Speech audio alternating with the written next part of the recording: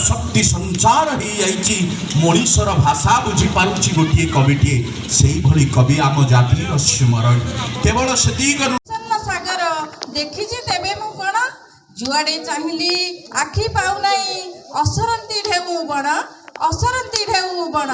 मूर्ख मु सते चिंतनहीन देखुची असरंती कूलकू अतुल सागरे शांत परिवेशे देखी नहीं मुई आनंदी खेलिबा मीनकू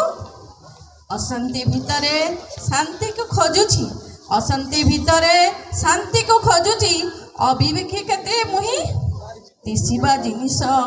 देखी पारु नहीं दुनिया भितरे रही डाकिबी जब सीरियल अनुसार में जाऊे तो संयोजिका महाशय कविता एबे सवारी रे बसी पुणी थे फेरी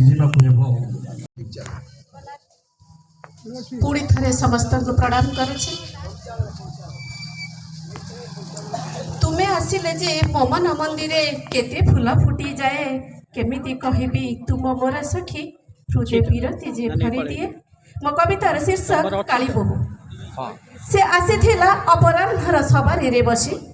से आसीथिला अपराह्नर सवारी रे बसी हल्का खरा को पिठी करी शाशु घरे पहुँचला बेलको दिन रात्र झापसा आलुओ शाशु घरे पहुँचला बेलको दिन रात्र झापसा आलुओ श्यामली सुंदरी आम गाँ काली बोहू सी पाद थापु थापु बदली गला समयर रूप घंटा घंटा शंखर ताଳରେ से हेउ पछे निपट काली से हेउ पछे निपट काली दिनर जंजाल को बदलई देला सुखर जुआंग गीतरे से आउ केही नुहे आम गाँ सुना नाकी ललना नायिका ना तार संध्या धन्यवाद पुणी मंच को डाकिबी पदुओ पतरे पानी लो बौल पदुओ पतरे पानी परवर्ती कवि रक्तर होली राजेश कुमार जेना प्रस्तुत थे राजेश कुमार जेना अजय कुमार पात्र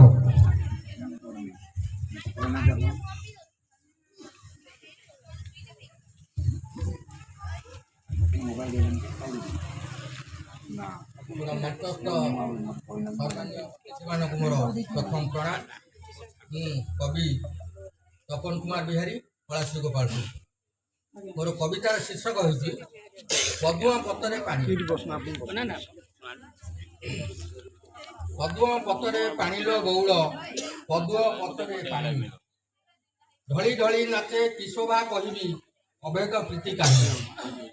पद्म पतरे पानी लो बौल पद्म पतरे पानी कन्हई अंगरे प्रेम जर घारे कन्हई अंगरे प्रेम जर घारे राधा सिना पारे जानी आमे सबू नुह राधा परी आमे कूल भुआ शुणी पद्म पतरे पानी लो बौल पद्म पतरे पानी राधिका मुह को शरम नाही तो बुलाए से राजा रानी राधिका मुह को शरम नाही तो बुलाए से राधा रानी एड़े ओला चुकी काना मुह देखी एड़े ओला चुकी काना मुह देखी गेल करे चला पानी पहिला बेलकू बाहाना करई मिछरे देखाए ठाणी